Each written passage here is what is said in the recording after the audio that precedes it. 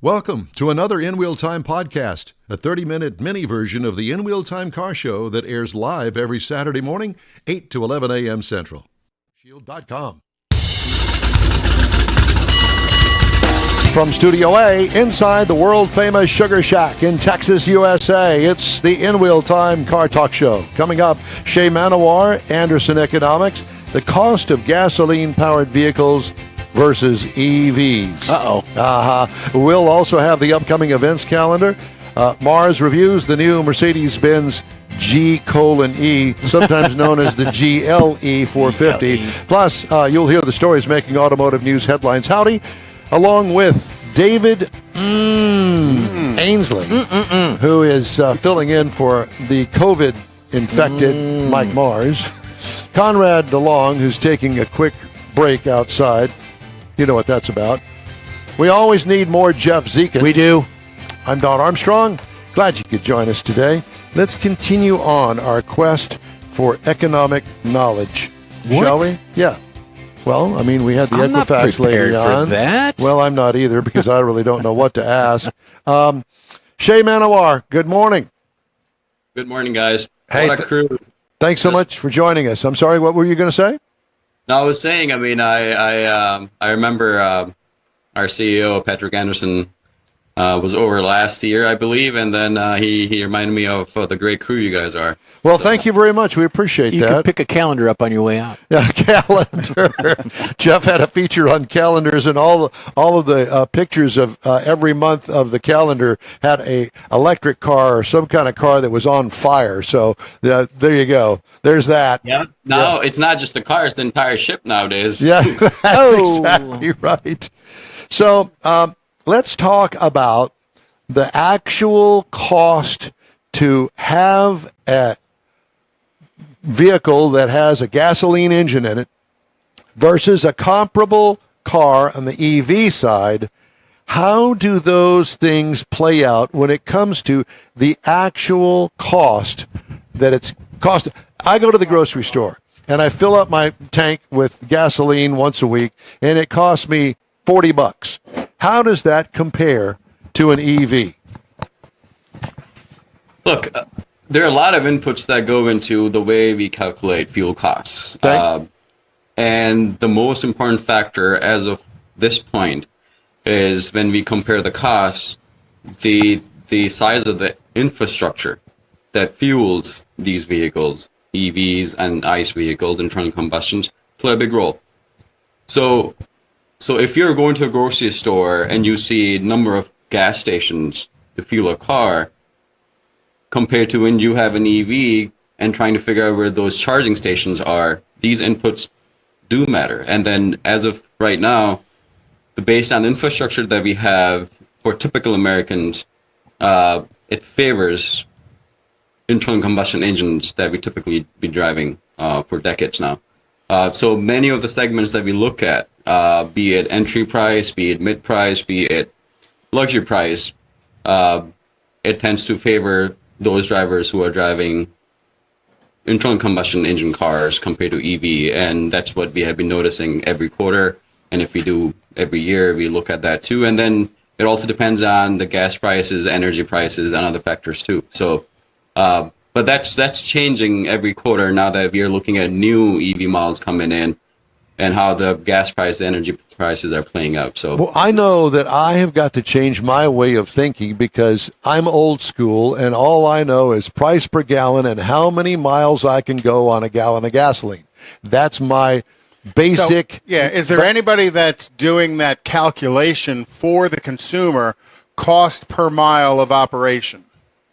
Not price per gallon or anything, but cost per mile of operation, because that's got to be the final comparison. Is how much does it cost me to operate an EV per mile? How much does it cost me to operate an ICE engine for a mile?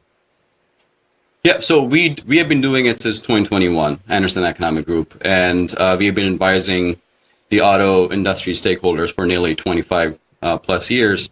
And then a couple of years ago, we started looking at some of the data that directly impacts how the fuel costs play out for consumers. For instance, the entry price cars, look at be it EVs or ICE, when we look at the data for the first half of the year, we found that if you're driving an entry price like Hyundai or Toyota or Ford, you're paying about 9.78 per 100 miles compared to when you drive an EV.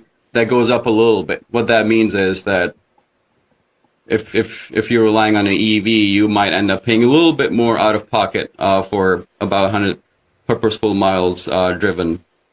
What that means is that maybe you're driving a car that is depending on an infrastructure, or that relies on infrastructure that is not there yet. That doesn't exist, right? Yeah. Yeah. And then we have seen a lot of positivity around it. There are a lot of positive factors playing a part. I mean, we have been looking at how consumers would benefit from an increase in infrastructure. Yeah, and there's a lot of negatives too, because you get to a lot of these charging locations and they don't work, or they've got 8 plug-in places and 7 of them don't work, and there's a line of 15, 20 cars for the one that does. And I know they're trying to increase the number of charging stations around the country. It seems like Tesla's doing the best job of it, but not everybody can charge at a Tesla charging station. And not everybody can afford a Tesla, let alone charging it. Right. Yeah. Well, I will tell you that one of the factors for me is, and I've said this from the beginning, is that sure is a whole lot easier for me to go and get gasoline in my car, even though that it's empty and it has a 15-gallon tank. It takes me about 3 minutes to put 15 gallons worth of gas in my car, as opposed to, getting an 80% charge on my EV that's going to take me at least 30 minutes out of my day. I don't have time for that. Plus, I've got to find a place that I can get an EV charge if it's away from the house, and I've only got 110 volts going to the car overnight. And then there's the guy in Canada that just made all the news. He went out and bought his $115,000 Lightning, and then spent like $12,000 putting in a level 2 charger at his house and a level 2 charger at work. And then he was trying to make a cross country, though it's cross Canada, I'll give you that, trip. And about halfway through the trip, he said, forget this, and got rid of his Lightning and bought an ICE-powered vehicle and finished his trip, because there was just no infrastructure within Canada. And I don't really believe there's a great enough infrastructure in the United States to make those cross-country trips efficiently. But Shay, I'm sure that you know all of this, and the fact of the matter is, and I read this all the time, I haven't actually seen it, but there are more and more charging stations every day coming online, and from the rate that they're going with the charging stations, that eventually it's going to catch up to the need, and it's going to be kind of a wash in that area. I think that's a pretty good point, and I think that would happen. I mean, I've been seeing those in probably more around urban communities. Of course, yes.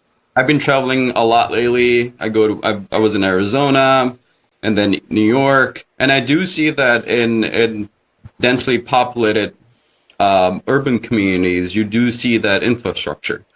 But then when we look at an overall EV transition, we're not just nitpicking certain communities. We're talking about the entire country as a whole. And that's where I believe the transition might look different for certain regions, certain states, and even within states. For instance, Michigan. I mean, a lot of the Michigan is based on tourism. I mean, it's a state that is, even though densely populated around Detroit, but then a lot of folks coming into Michigan, they travel up north. And then you looked at the charging infrastructure in the Upper Peninsula of Michigan, and there were hardly any. What that means is a family, for instance, family like myself, who have a toddler. I mean, if I'm planning to go on a trip, even if I have an EV, I may decide to still take my minivan, that I know that if something happens, I don't have to worry about figuring out how to charge my car so that I can bring my family back home. And these are the things that kind of play out in consumer psyche. And we do see that every quarter when we look at the sales data. I look at data nearly every day, and I do see that some of the popular domestic brands, such as Ford Mach-E, had few good quarters, and their numbers went down. So that doesn't mean that when you launch a new EV model, the sales gonna pick up right away. I need to see if my neighbors is driving that car, and then I need to hear what the stories they have, and then if they're having any issues. And at this point of time, a typical American do not see their neighbors left or right driving an EV. Once that happens, we would see we would see a culture that start to embrace EV from a consumer perspective, not just from. And then on top of that, how much of the EV infrastructure is being supported by the U.S. taxpayer when the government's trying to force EVs on everybody, so they're taking money from everybody to push them into the electric vehicle category. And at some point, that's got to shut down as well because, I'd like to believe we only have so much money the government can give away. They haven't figured that out in Washington, D.C. yet because they continue to just give away without any consequence. But, at some point that's got to stop, that the government's funding the infrastructure rebuild of the EV charging stations. You know what? My understanding is at the end of the day, all the costs that we talk about, at the end of the day, it's paid by consumers. I mean, if you look at the average transaction price of a new vehicle, before around pandemic, it was about like $35,000 a unit. Now it's about touching $50,000 a unit. So, and something that your previous guest was talking about, I mean, it's not that you decide that you're going to buy an EV regardless who's paying it or how it's getting subsidized. At the end of the day, if your financial needs are not able to meet the requirements of an EV purchase, you're not going to buy it. Or even if you buy it, you also have to look at the time cost that's needed to learn about the new technology, and you think if it's a good fit for the family or not. So these are the things that I believe consumers tend to rely on much before they decide if the government has any part to play or how manufacturers are thinking about the EV transition. At the end of the day, car is one of the big ticket items that people, when decide to purchase, they look at their budget constraints, they talk about it with their spouses, they look at the family structure and the infrastructure around their neighborhood. For example, not everybody live in a nice garage or in a nice subdivision. You have apartments where you don't have much control over how to park, where to park, and type of infrastructure around the parking lot. And I do see that at least in Michigan a lot. I mean, I live very close to a college campus.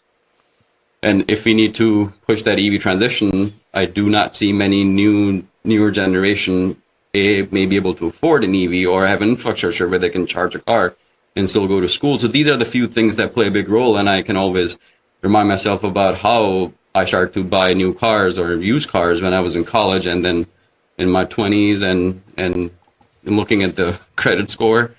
It took me years to get to that 750 range, to be honest. Yeah. Well, I will tell you that I did read something here just recently about the early adopter kind of theory that is a proven fact. You come out with a new car, there's going to be that group of people that are all going to go and buy that car. Mm-hmm. Let's just take the Corvette Z06, for instance. There's one, or just the C8 Corvette, the brand new Corvette. Sales out the wazoo, people lined up for them, paying over MSRP by a whopping amount of money. Well, that's kind of trailed off now that the car's been on the market for a few years. Mm-hmm. And the same thing is going to hold true with the Z06. Any other kind of specialty cars that Detroit comes out with, or any global manufacturer comes out with.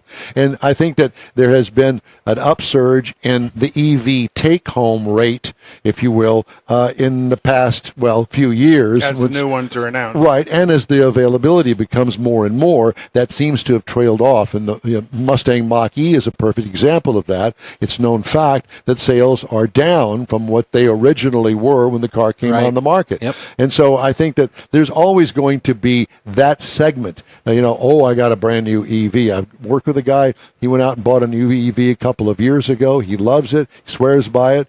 He does take it back and forth to San Antonio on occasions, but not always. Right. It's mainly a commuter car for him to go from the apartment back to work. And that works for him that way. And it works for him that way. And but that is a hefty price to pay for a commuter car when you can buy a commuter car. Let's say, for instance, an entry-level car car that has a high mileage rating, 30, 40 miles per gallon to take back and forth to work, and you're not really too concerned about the luxury aspect of it. You want to save money going back and forth to work. So that is all, I think, eventually going to balance itself out. They're coming out with brand new EVs that are $200,000 and more.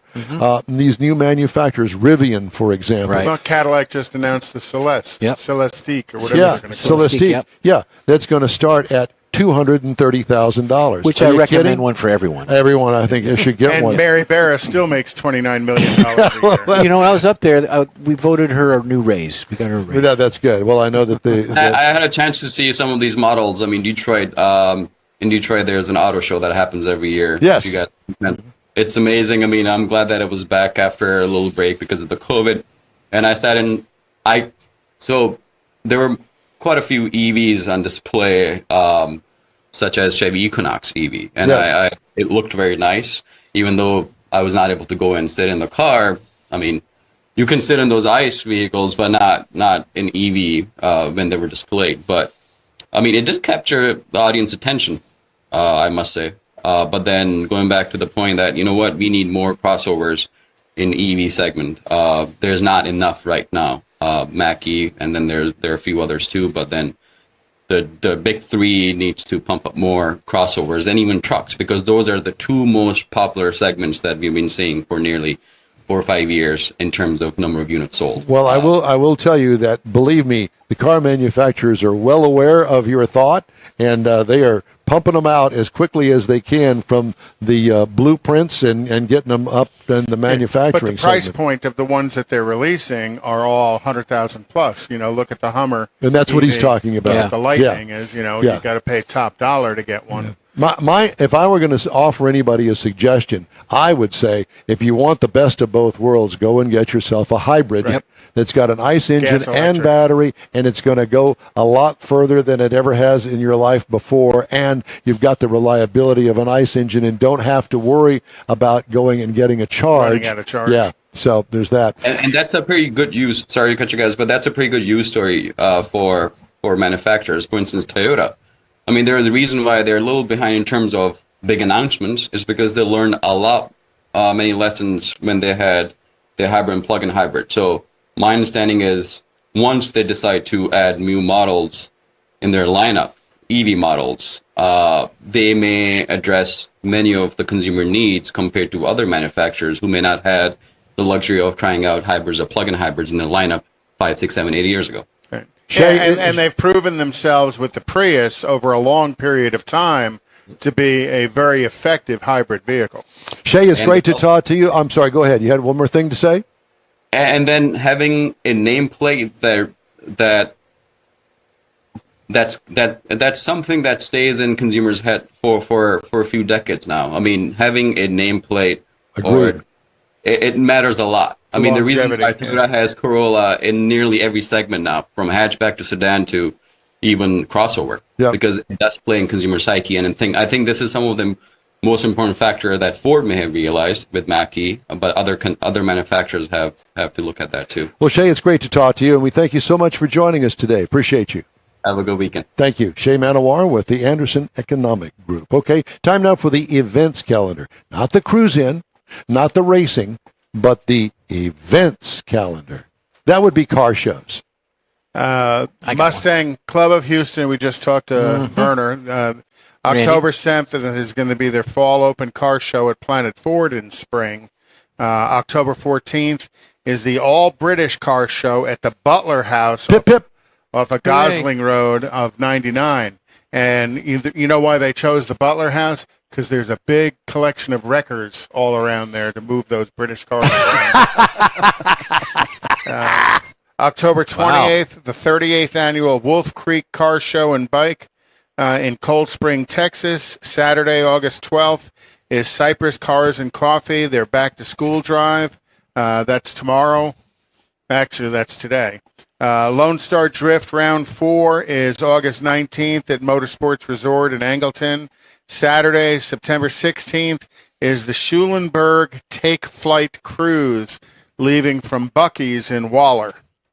Lone Star Drift Round 3 at the Houston Police Academy is September 23rd. Then again, we talked to the Northside Mustang is having their fall open car show November 4th as well, and that'll be at the Bull Salas Park in New Caney. And finally, Saturday, October 28th, Oak Turbo Fest at the Kareem Shriners in Waco, Texas. All right. Let's go there. That'd be a fun little road trip. That'd be a happy All right, day. time now for this hour's car review. Even though Mr. Mars is not with us today in the studio, he managed to supply us with a car review of the Mercedes-Benz G:E, which we think we're deciphering it would be the GLE 450. So here is Mr. Mars with this week's car review. Recently, I had the opportunity to spend a week behind the wheel of the 2024 Mercedes-Benz GLE 450 4MATIC. Now, 4MATIC's a really cool way of saying that this is an all-wheel drive vehicle. Now, it is a mid-sized luxury SUV that seats 5, unless you have the optional third row package, which we happen to have. I like 5. I like the extra room for the cargo and stuff in the back, but if you need a little more space, there is an optional to get it. In fact, we had several different package options on this vehicle, such as the night package option. So what that does, it gives the black grille trim, the side mirrors are blacked out, the roof rails, we got a little black on the wheels to kind of give it a little more sporty look. In fact, we also have the AMG Live exterior. Now, this is some AMG styling pieces that are brought over onto this vehicle as part of an option package. We had the LED lighting, so we got LED up front, we got the tail lights, we got the turn signals. We had the soft closed doors, which I thought was really cool. Worked well, particularly with the acoustic package that we had to add some deadening sound on the glass as well as an extra insulation. Had a panoramic sunroof, and we had those 21-inch AMG blacked wheels on it that were really set it off with the gray paint that we had. Now, on the interior, we get into some really nice stuff in here. We had leather seating surfaces, and again, we had that third row option. The front seats are heated and ventilated, and we had the second row, and then, of course, the third row. But up front in the technology, we had the 12.3-inch instrument display. Nice, big, a lot of room there to see a lot of stuff. But we also had the 12.3-inch center touchscreen where, so it kind of blended together really nice to make it look like one long piece. And you add that with the Burmeister surround sound audio and the wireless charging system and the wireless phone connections. There's a lot of technology in this vehicle, to say the least. Now, to keep it going down the road, there's a couple of different options, but we had the 3.0 inline turbo engine. Now, this produces 375 horsepower and 369 pound-feet of torque. It's backed by a 9-speed automatic. Now, the EPA says you should be looking for 19 in the city, 26 on the highway, combined 22 on average. Now, I kind of skewed things to the highway side, 408.9 miles in the days that I had it, so a lot of it was out on highway.